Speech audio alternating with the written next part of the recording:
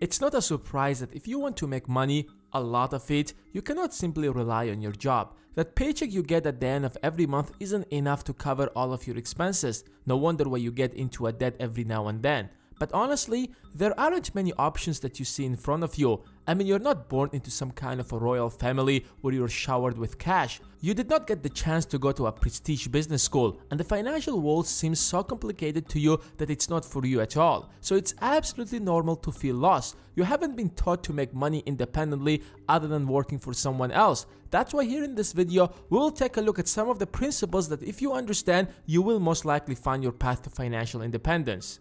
Let's make one thing clear, no matter how great is your job, it will never get you to financial freedom because you are paid according to the hours you work. But the problem is that there is absolutely no way to have more than 24 hours a day.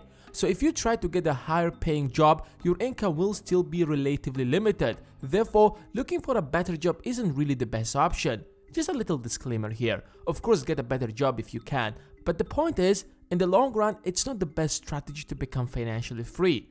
Then the question is, what should you do? Well, my dear friend, make someone else work for you, like your money for example. For most people, money is this magical tool that they can use to buy whatever they want. But not everyone looks at money like that, because money can be an employee who will work for you day and night just to make you even more money.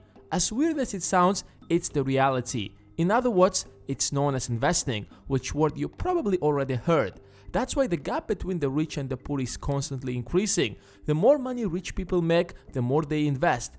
In fact, that's how most of them started initially. They first invested a little bit since that's all what they could afford, and as their income grew, their ability to invest also grew. It's exactly like running a business. You guide your employees to come up with a certain product or provide a certain service that will generate income. But in this case, your employees are your money whom you have to manage. Usually, when people think about investing, we imagine buying an asset like an ounce of gold, for example, because over time the price of the gold usually increases. But the problem is that it doesn't really produce anything over time, it just stays the way it is. And that's why it's not an efficient way to invest. No wonder they are known as unproductive assets. On the other hand, there are productive assets like a small business, for example. You buy the business and at the end of the year, you still have got the business, but also the money that it has been generating over time. Of course, there could be lots of other examples like a house if you rent it out, you will have a cash flow every month, or a farm that produces crops. The general idea is that you should buy something that will at least keeps its value and at the same time produces something that could be turned into an income. But not everyone can afford that. Buying even a small house or a business costs a lot of money. Where will I get that? Even if I sleep in the streets and do not eat or drink anything and save every single penny of my income for the entire year, which is pretty much impossible, I still won't be able to buy a little tiny house.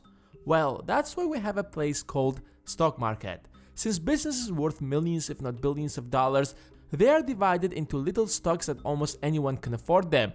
Owning a stock is like owning a little piece of the company, and the company will share with you a tiny part of its income every year. In other words, the more stocks you own, the more dividends you will be paid.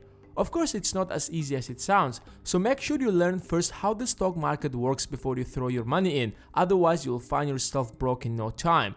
But that's a perfect example of how you can make your money work for you.